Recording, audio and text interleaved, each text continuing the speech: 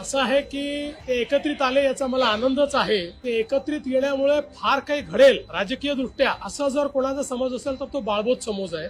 मुंबईकरांचा विश्वासघात या मंडळींनी सातत्याने केलाय. त्या प्रकारे मराठी माणसाला मुंबईच्या बाहेर घालवण्याचं काम आणि पाप यांनी केलेलं आहे. ते मराठी माणूस यांच्या सोबत नाही आणि ज्या प्रकारे अमराठी माणसावर सातत्याने हल्ले केले आहेत तेही यांच्या सोबत नाही. मुंबईमध्ये कोणी यांच्या सोबत येणार नाही. यांचा ट्रॅक रेकॉर्ड हा केवळ भ्रष्टाचाराचा आहे. यांचा ट्रॅक रेकॉर्ड हा केवळ स्वहिताचा आहे. निवडणुका आल्या की भावनिक बोलायचं. आता भावनिक बोलण्याला जनता भुलणारी नाही. त्यामुळे निश्चितपणे या निवडणुकीमध्ये त्यांनी अजूनही 2-4 लोक सोबत घेतले तरीही मुंबईकर हे महायुतीचं काम बघून, महायुतीने केलेला विकास बघून, महायुतीने भविष्यातली जी मुंबई तयार करणं सुरू केलंय ते बघून आणि विशेषतः मराठी माणसाला मुंबईतच घरं देण्याचा जो कार्यक्रम महायुतीने सुरू केलेला आहे त्यामुळे निश्चितपणे महायुतीच्या पाठीशीच मुंबईकर उभे राहतात.